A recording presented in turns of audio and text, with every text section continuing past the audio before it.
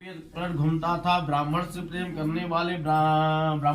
करने वाले भगवान ने ब्राह्मण को दुखी देखकर बूढ़े ब्राह्मण का रूप धर उसके पास जाकर से पूछा, हे विप्र, नित्य दुखी हुआ पृथ्वी पर क्यों घूमता है?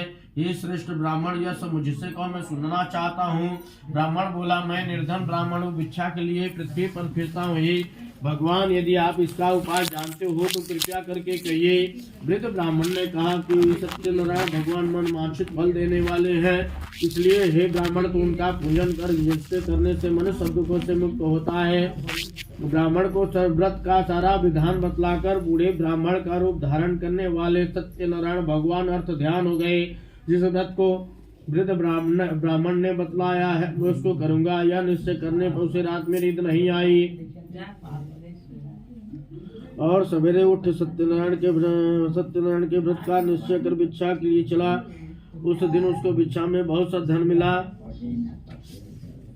जिसे बांधव के साथ उसने सत्यनारायण भगवान का व्रत किया। इसके करने से वह ब्राह्मण सब दुखों से छूटकर अनेक प्रकार की संपत्तियों से युक्त हुआ।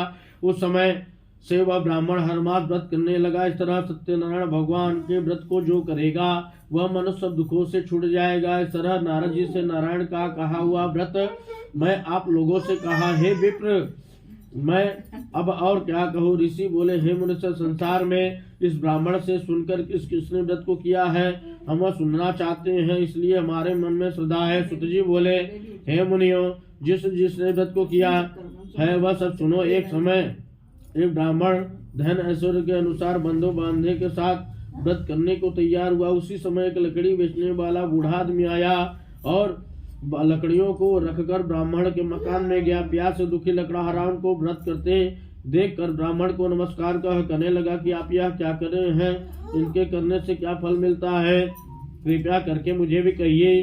ब्राह्मण ने कहा, मनोकामनाओं को पूरा करने वाला सत्यनारायण भगवान से मेरे धन ध्यान की आदि की वृद्धि हुई है। ब्राह्मण से व्रत के बारे में जानकर